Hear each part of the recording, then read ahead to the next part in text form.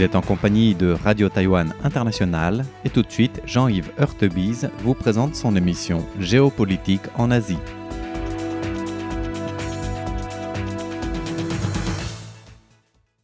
Chers auditeurs de Radio Taïwan International, bonjour pour ce nouveau podcast de cette semaine. Nous allons continuer et conclure le podcast de la semaine dernière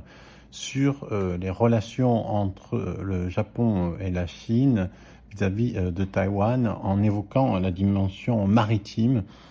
et navale de ces rapports. Donc la dernière fois, nous avions indiqué certains signaux faibles, comme on dit, c'est-à-dire des signaux qui ne font pas forcément la une des journaux, mais dont l'accumulation dessine une tendance. Et cette tendance, c'est celle d'une tension et d'une confrontation latente entre la Chine et le Japon, au niveau notamment de la question maritime, puisque c'est deux structures territoriales qui sont séparées par différents bras de mer, et pour le Japon, un archipel qui s'étend de façon continue, on va dire, jusque d'un côté vers la Russie et de l'autre en bas vers Taïwan. Donc évidemment que l'espace maritime est pour le Japon un espace extrêmement vital, et la perspective de la Chine qui pourrait prendre contrôle de Taïwan, notamment via un blocus maritime, serait évidemment pour le Japon catastrophique, puisque ça créerait tout un ensemble de voies maritimes sous le contrôle direct de la Chine. C'est ce qu'il ne faut pas oublier quand on parle de Taïwan, quand on parle du rapport de la Chine à Taïwan, c'est que la prise de la Chine, par la Chine de Taïwan, ne signifierait pas simplement le passage d'une capacité, d'une compétence mondialement reconnue dans le domaine des hautes technologies sous domination chinoise. Donc on sait que 90% des processeurs de dernière génération sont faits à Formose, produits à Taïwan, et alimentent ensuite la plupart des ordinateurs, avions de chasse, voitures, etc. dans le monde. Mais aussi, donc, outre la dimension technologique qui passerait évidemment en Chine, et évidemment, ça serait, du point de vue de la course mondiale à l'intelligence artificielle, une perte notable, notamment pour les États-Unis, puisque ce sont vraiment les deux grandes puissances qui sont actuellement véritablement en course au niveau de l'intelligence artificielle ou des ordinateurs quantiques, les États-Unis et la Chine. Et donc prendre position sur Taïwan, prendre par la force ou par une soumission générée par la pression économique, par un blocus ou par un délitement interne de la société politique, par des désinformations et la cooptation de certains partis, ça serait donc la première perte. La deuxième perte, ça serait évidemment la perte d'un point de vue démocratique, la perte de dernière possibilité de la langue chinoise de s'exprimer en langue démocratique, c'est-à-dire de s'exprimer librement, c'est-à-dire que, d'une certaine manière, sans Taïwan, le chinois deviendrait une langue de propagande, une langue qui, mis à part certains îlots en littérature, en cinéma, serait une langue extrêmement contrôlée au niveau de la langue même. Donc, mis à part évidemment au niveau des diasporas, où elle pourrait peut-être continuer à survivre et à se développer en tant que langue libre, outre évidemment l'aspect, on va dire, technique, et qui peut évidemment lui permettre de s'exprimer. Donc ça serait la perte d'une démocratie représentative extrêmement avancée, notamment pour les droits des femmes et les droits des minorités sexuelles. Donc une démocratie extrêmement avancée sur ce point-là, puisqu'on sait que ce sont aussi ces droits qui sont de plus en plus remis en cause en Chine. Donc la perte d'une puissance démocratique, la perte d'une représentation démocratique non seulement en Asie, mais à l'intérieur même du monde sinophone, qui clôturerait ce monde sinophone, qui refermerait la langue sur elle-même, sur un certain discours. Et évidemment, la dernière chose, dont on n'a peut-être pas forcément en tête, mais qui devient claire avec ce qui se passe en Iran, c'est qu'évidemment, si la Chine prend position sur Taïwan, si la Chine arrive à soumettre Taïwan par la force ou par la pression économique ou par le délitement politique interne, évidemment, elle pourrait aussi, à ce moment-là, et ça serait quelque chose d'extrêmement important et dramatiquement important pour le Japon, elle pourrait prendre possession de tout un ensemble de voies d'eau qui, à partir de là, formerait les eaux territoriales de la Chine. C'est-à-dire qu'à partir du moment où Taïwan prend la Chine, tout ce qui est autour de Taïwan devient une zone économique chinoise, une zone économique exclusive chinoise, avec la capacité des milices maritimes, des milices de pêcheurs chinois, évidemment, de conduire des opérations à travers ça, et cette ZEE, à partir de Formose, empiéterait sur celle des Philippines et du Japon. Et pourrait donc, à ce moment-là, les conflits au niveau des îlots revendiqués comme les Senkaku, les Udiahutai, ou de façon plus générale, la plupart des débouchés maritimes du Japon seraient extrêmement compromis, sans parler évidemment des ressources possibles dans les sous-sols maritimes qui existent au niveau à la fois du État de Taïwan, mais aussi tout autour de Taïwan, dans ce qui serait sa zone économique exclusive devenue chinoise et qui s'étend à 200 000 nautiques des côtes. Donc, on voit les enjeux pour le Japon, on voit les enjeux évidemment pour Taïwan,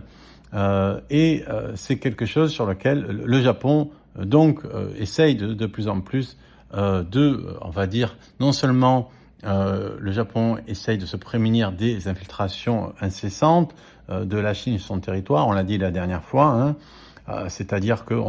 chaque année on bat un nouveau record. Donc en 2025, comme on l'a rappelé, il y a un total de 1380 navires gouvernementaux chinois qui ont opéré dans la zone contiguë entre les deux pays, et avec 357 jours consécutifs, ou en tout donc presque pendant toute l'année, évidemment,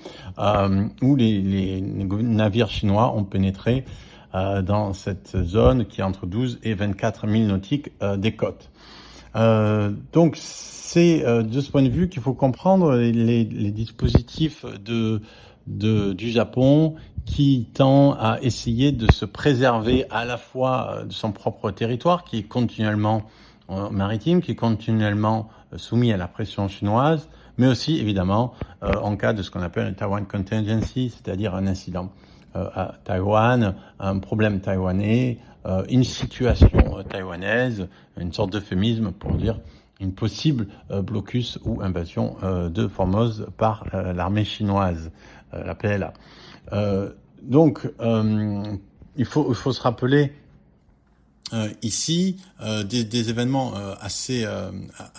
récents. Donc, le premier, c'est que les eaux territoriales japonaises autour des Senkaku, on vient de le mentionner, elles s'étendent jusqu'à 12 000 nautiques des côtes, et c'est environ 4 740 km². Et cette zone à patrouiller est extrêmement vaste, et le Japon a stationné une douzaine de patrouilleurs de 1000 tonnes sur l'île d'Ishigaki, qui est à environ 170 km au sud des Senkaku.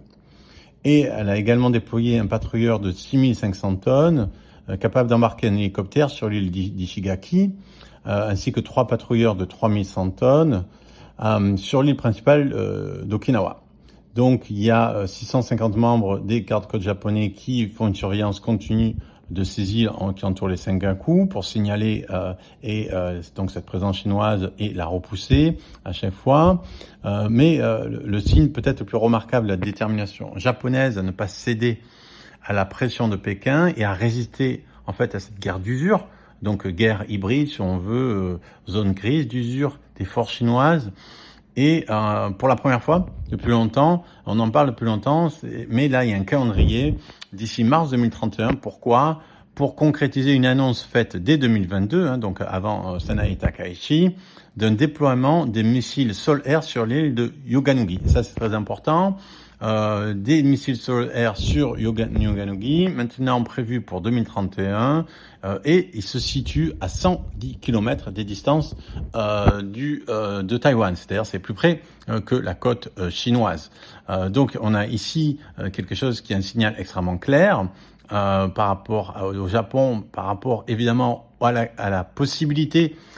parce qu'il semble difficile qu'une invasion chinoise navale évite le Japon, n'arrive à un moment donné, un moment ou un autre, n'entre pas en conflit avec les forces japonaises qui seraient obligées de se défendre, non pas de venir à l'aide de Taïwan, mais de se défendre parce que cette attaque de Taïwan empiète sur leur territoire. Et est très probable que la Chine, évidemment, aussi, pour cela, doivent couper les voies maritimes d'où la nécessité de ces missiles du point de vue japonais sur l'île de Yonganagi. Et cette décision, elle intervient alors que Pékin, elle vient d'interdire l'exportation de biens à double usage vers 20 entités japonaises, des filiales de grands conglomérateurs industriels comme Mitsubishi, Heavy Industries, encore plus aussi intéressant, c'est que donc le ministre japonais de la Défense, Shinjiro Koizumi, il a annoncé que Yonganagi serait équipé donc de missiles solaires d'une portée d'environ 40-50 km et d'une capacité de couverture à 360 degrés, pouvant suivre jusqu'à 100 cibles simultanément et en engager jusqu'à 12 à la fois. Donc un matériel extrêmement on va dire sophistiqué. Et donc cette annonce, évidemment, c'est la confirmation d'une affirmation du point de vue de Tokyo, de sa présence et de sa volonté de se défendre en cas de contingence taïwanaise. Fin décembre, le gouvernement Sanae Takaichi a approuvé un budget de défense de 58 milliards de dollars pour l'exercice 2026, en hausse de 3,8%. Alors, à ce moment-là, immédiatement, en Chine et les observateurs qui suivent la propagande ou le narratif chinois, on parlait donc de militarisme, du retour du militarisme japonais. Donc, pour mettre ça en perspective, 58 milliards de dollars pour le Japon, on est très loin des 277 milliards de dollars au budget de la défense chinoise, qui augmente de 7% par an. Ce qui va augmenter 7% en 2026, après 7,2% ces 3 dernières années. Donc, tout le discours sur le militarisme chinois, en fait, il a évidemment pour but de cacher aux yeux du monde et aux yeux aussi des Chinois le fait que le Pékin est dans un processus de consolidation militaire et d'arsenalisation, de weaponisation des eaux maritimes, qui évidemment on va dire se situe aussi dans la perspective d'une confrontation possible. Donc cette idée parler du militarisme du Japon, on comprend évidemment du point de vue de l'histoire, mais c'est une histoire qui a 80 ans. L'actualité, la réalité aujourd'hui, c'est plutôt le caractère menaçant pour ce riverain de ce que la Chine définit elle-même comme une forme de pax sinica devant s'étendre à la fois sur la mer de Chine méridionale et orientale. Merci de votre attention. Ce sera tout pour cette semaine. C'était Jean-Yves Heurtebise dans son émission Géopolitique en Asie pour RTI.